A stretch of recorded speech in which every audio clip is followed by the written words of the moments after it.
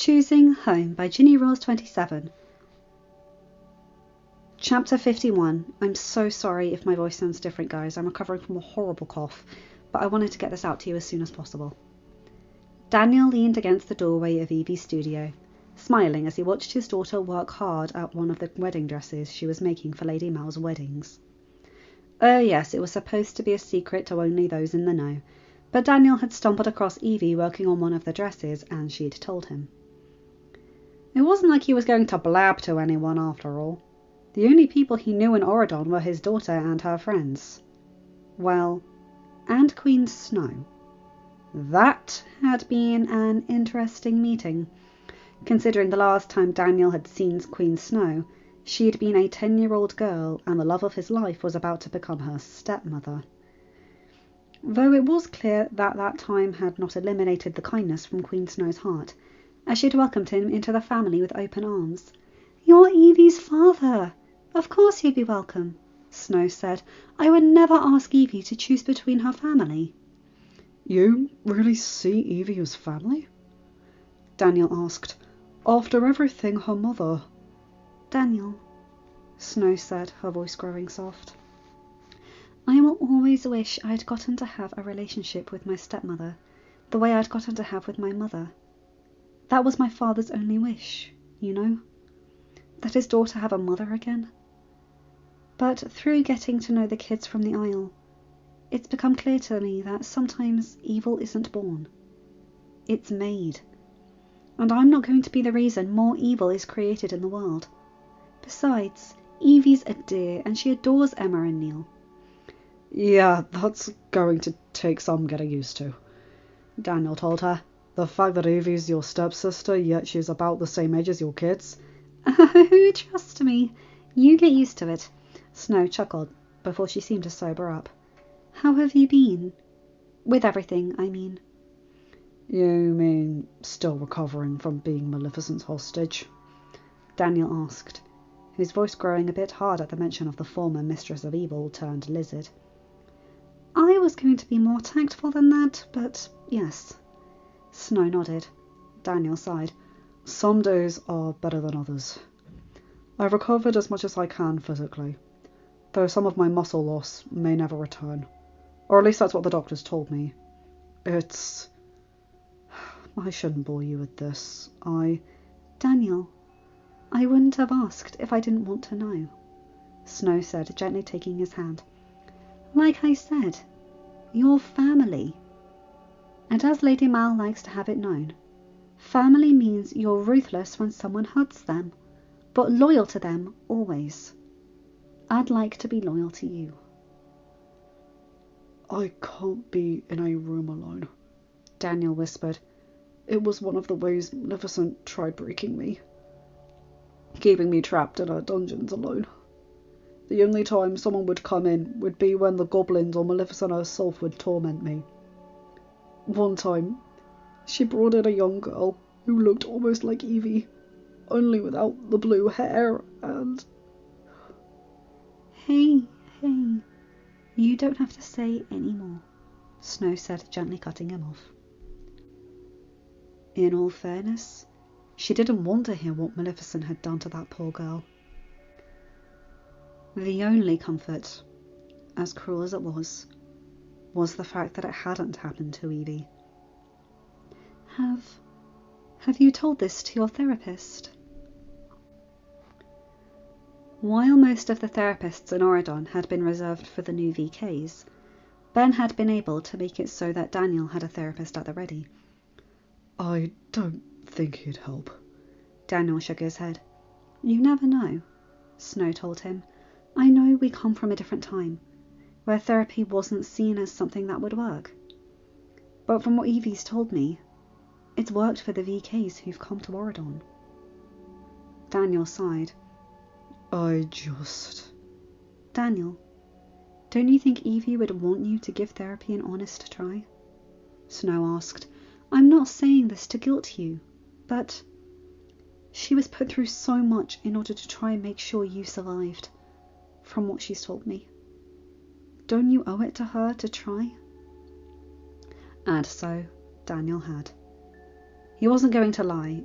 the physical therapy portion was a lot easier than the emotional therapy, especially since there was one thing he knew he would never say out loud.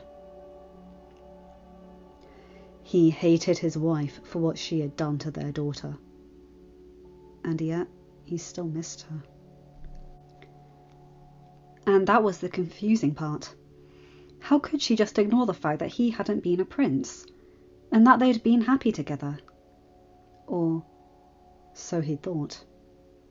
Though, the fact that, according to Evie, Regina hadn't taken on another suitor after Maleficent kidnapped him was some comfort to Daniel. Are you just going to lean on that doorway all day, or are you going to come in? Evie asked, a light teasing note audible in her voice as she looked over at her father. I didn't want to disturb you, Daniel said as he walked over to her. You are never a disruption, Dad, Evie told him, giving him her typical megawatt smile. That was something Daniel noticed that was a change for the better. Evie never used to smile around him in the beginning, after he had been rescued. Or rather, not as big or as eagerly as she did now. Whether that was her mother's teaching, or if that was because of everything that happened before they were reunited, though he had no idea. But he was always glad to see it, especially since he had spent so long thinking that he would never see it again. Never see Evie again. You are so talented, he said softly as he sat down on a nearby chair. Helps when I have good quality materials, Evie told him. I just can't believe I'm designing Mal's wedding dress of all things. I mean, her dress for Ben's coronation and Mal's dress for Cotillion were one thing, but actually making her wedding dress?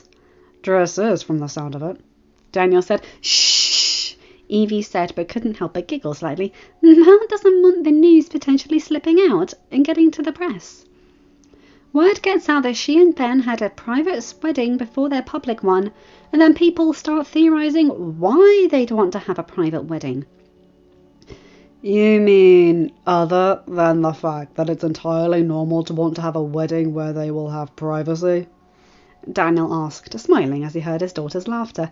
Oh, that reminds me, Evie said. Snow has a surprise for you.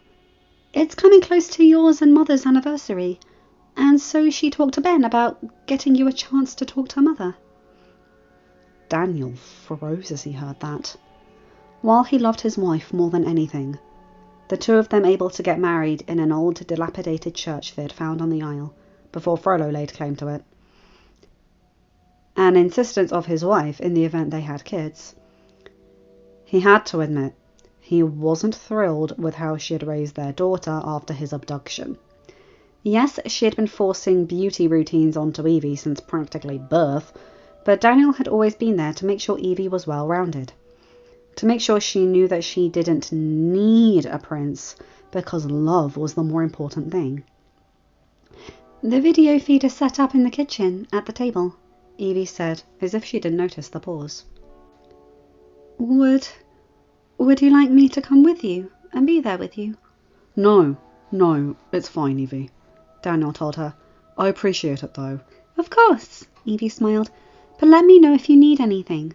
Sometimes the internet connection is finicky around here, especially if it's about to rain. Daniel smiled and walked over to his daughter, gently kissing her on the head. I'll let you know if anything comes up, he promised, before turning to walk out and go to the kitchen. Sure enough, a laptop with his wife's face on the screen appeared before him, though she looked almost shocked to see him. Daniel? Hello, Regina. Daniel nodded, going to sit down. He wasn't going to stand on ceremony, after all, or use the nickname Auradon still saw fit to use for her.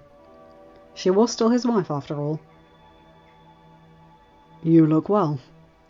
I thought I'd never see you again, Regina said, her voice barely higher than a whisper as she looked at him, studying his features, as if she'd be quizzed on them later. The rumours have been circulating since King Brat brought the second group of VKs off the Isle that you had been rescued, but Well, it's true, Daniel said, and then sighed. You've been busy, from what Evie told me. What do you... You're a lot of things, Regina. But I never thought you'd become a hypocrite, Daniel said, keeping his voice low as to make sure Evie didn't hear them fight. Yes, she was practically an adult, but that didn't mean she needed the stress. Daniel! Did you forget that I was a stable hand when you fell in love with me? Evie was 6 when Maleficent grabbed me. Much too young to be worrying about securing a prince and smiling giving you wrinkles, and everything else Evie told me you told her. Did you forget about all the times you'd vent to be out and about while riding, about how you hated how your mother would push you towards suitors for their titles and positions? Yet you somehow thought it was a good idea to do the same thing to our daughter? The only thing that should have mattered to you was that Evie was happy with whoever she chose. Regina was quiet for a moment, before speaking. Daniel, I know. Trust me, but when you were taken by Maleficent, I needed to protect Evie. She whispered. I couldn't have her going through that pain again. Losing you once to my mother was bad enough. But losing you to Maleficent? If Evie had a prince, she'd at least have someone Maleficent couldn't go after as easily. So why do it if you knew there were other options? I didn't like doing it. Trust me. I wanted to let Evie have the freedom of choice that my mother never afforded me. But what was the bigger evil? Becoming my mother and pushing her to find a prince? Or knowingly setting her up for the same heartbreak I went through if she somehow offended Maleficent?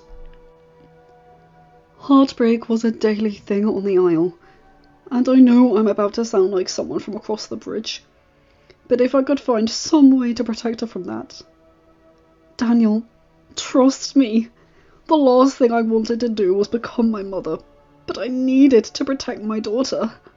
Our daughter! She was my last piece of you all those years. Seeing her in vain would have been like seeing you in vain. I couldn't do it. You could have, Daniel said, his voice low. Really? Regina said, raising an eyebrow. So you could have handled hearing Evie call for me in the middle of the night, tears streaming down her cheeks, knowing that there was no way you could remove that pain? Just because you couldn't remove the pain doesn't mean you add more, Regina, Daniel told her. Telling her men don't like smart women? The smart girls were targeted more on the Isle, Regina said after a minute. Anyone with eyes could see how the Frollo brat would target Mal and Ursula's daughter. Yet he left Evie alone, despite my association with magic. If people thought Evie was an airhead and a flirt, they'd leave her alone.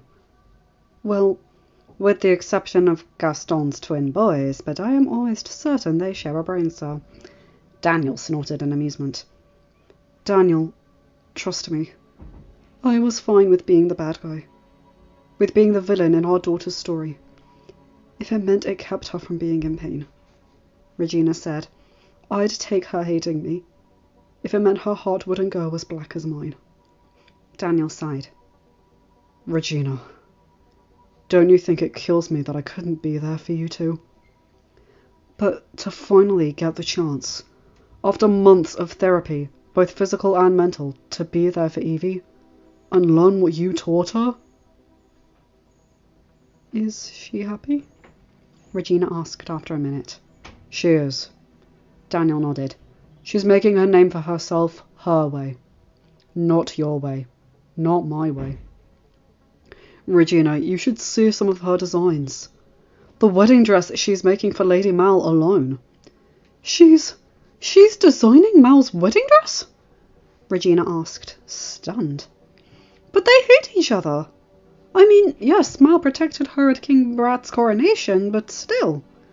Mal would have constantly bombarded her with those horrible smoke bombs. This is Auradon, Regina, where anything can happen, Daniel said. Even enemies becoming friends. I have to admit, I wasn't comfortable with the idea of our daughter being close to Maleficent's child. But it helps that Lady Mal's not Maleficent's, but Lord Hades's and Lady Persephone's instead. I have to admit, that was a shock when we heard that at King Brad's coronation. Regina nodded. Of course, Maleficent couldn't stand the fact that I had Evie. She always looked at everything like a competition. And look at her now, stuck as the lizard and the prisoner of Lord Hades. Daniel couldn't help the small, smug smile at the thought of his former jailer being a prisoner, whereas he got to live with his daughter. Something he honestly didn't think possible. Are you going to come back to the Isle? Regina asked after a minute. Actually, I was going to ask King Ben for a visitation, so I can see you. But stay here with Evie. Daniel told her. She should have one parent here. For as long as she wants, anyway. I know, Snow said. Snow? Regina asked, her eyes narrowing. Oh, you mean the gossip reporter? Honestly, how fitting. Actually, I was referring to the Queen, who so kindly brought Evie into her family when she arrived here. Daniel corrected. Honestly, Regina, she was 10 and a child. How long are you going to hold a grudge? She told my mother, which resulted in your death! And you tried to kill her. You're even. Besides, it's thanks to Snow that we're able to be reunited and have Evie in the first place. Snow hadn't said anything to Daniel. In fact, it had been her husband David who had told him about Snow's request to have Daniel be brought back. But going to the Isle itself had always been Daniel's choice. She... what? Consider it her apology for telling your mother, Daniel said, his voice flat. She also set up this teleconference for us. Huh. Regina said softly, as if she hadn't expected that. Daniel shook his head. Regina, the last thing I want to do is fight with you. Can we change the subject? How's the Isle been? Oh, since Lord Hades became the ruler, it's improved drastically. Regina nodded, though with King Brat awarding him the ability to go back and forth along with Lady Persephone, Hades said the last thing he needed was one more reason to stay on the Isle away from his kids. He appointed someone ruler in his place. Oh? Who was that? Regina smiled. Not a cruel smile, but an honest-to-goodness smile that warmed Daniel's heart. Me. I had thought it would be Ursula, considering she's family to Lord Hades. But he said with how Maleficent went after you, there should be a repayment. Plus, as he said, I've experience ruling. Didn't Ursula rule Atlantica until Triton came of age? Well, yes. But in all honesty, I think Lord Hades just picked me as one last dig at Maleficent. After all, I spent every other year trying to steal power from her. Our rivalry was as old as Mal and Evie's. Lady Mal, Daniel corrected absent-mindedly. I'm sorry? You forgot her title. It's Lady Mal. Regina paused. Oh, I suppose that I did. She's a lady twice over. Once from her parents, and then once from being in King Brad's court. Why do you call him that? Because he was crowned far too young. 16, Daniel! Hardly mature enough to make a good decision. And yet, at 16, he brought me off the Isle when no other adult would. Evie's voice broke in, and Daniel turned to see his daughter standing in the doorway. I apologise for interrupting, but I heard Ben being mentioned along with Mal. Mother, you have no right to criticise King Beast and Queen Belle for crowning Ben at 16, when you didn't try to fight Maleficent's insane plan of holding Dad's fate over me. Evie, No! I was 16, and told that if I didn't get Fairy Godmother's wand that my father would die, and you did nothing. I get it. Maleficent's evil. But you had a month to rally forces and try and get Dad out of there. And what would you have me do? Regina asked. It all worked out in the end. You stayed in Auradon. I was ostracised for months, Evie exclaimed. The only people who would talk to me were Mal, Jay, Doug, Ben, Haddie after a couple of weeks once he got used to Auradon, Kitty, Lucy and Alexandria Charming, along with a few of Ben's friends. Everyone else in Oridon labelled me a traitor and a villain for daring to do something that would save my father. Honestly, why didn't you go to one of those heroes? Regina asked, rolling her eyes. And risk getting shipped back to the Isle? Evie shot back. I know I messed up. I know I'm smarter than what I did back then. But I only know that because of Dad, because of Mal, because of Doug, and because of Ben. And I wouldn't have you call him a brat, or anything else, just because his parents came up with the Isle. She took a breath and looked at Daniel. Like I said, my apologies for interrupting, but I had to set the record straight. You need never apologise to me, Lightbeam, Daniel said, his voice gentle. I love you. I love you too, Dad, Evie said with a small smile, before turning to the computer. I love you, Mother. No matter what, I will always love you. I love you too, Evie, Regina said. Will you pass along my thanks to Snow White for this treat?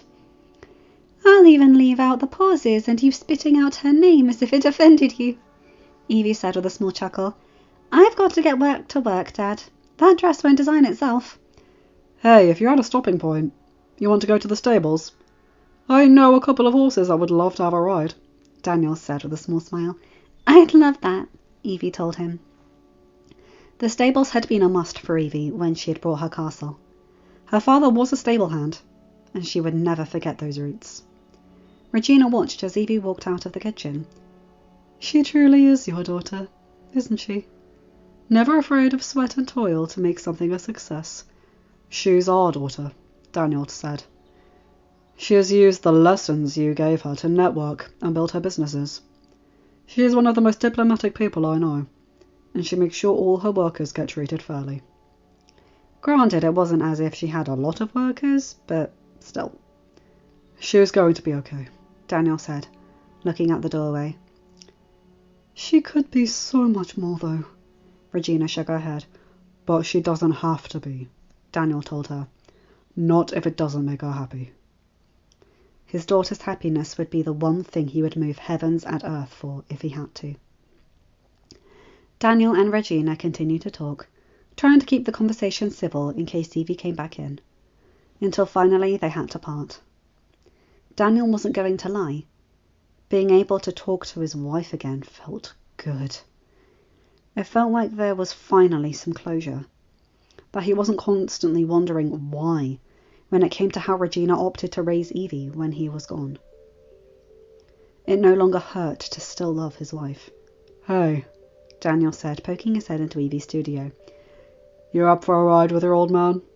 Only if you can keep up, Evie teased as she sprung from her stool, both of them quickly making their way to the stables, and soon the woods around Evie's castle were filled with the sounds of laughter from both father and daughter.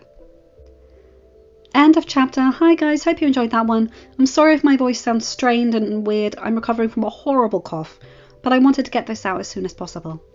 Anyway, what a beautiful chapter. I love all the Once Upon a Time things in here. As I've said before, Emma, Neil, David, Daniel, Regina, all of it. Like, I love that incorporation. And oh boy, I think they both needed that. And I like that Evie is like a perfect blend of the two of them. Anyway, yeah, you guys know the drill. Like, comment and subscribe and hit that bell to get notified for whenever I upload a new video. Have a good day, night, or whatever time zone you're in. Bye my guys, gals and non-binary pals. I'll see you in another video. Take care.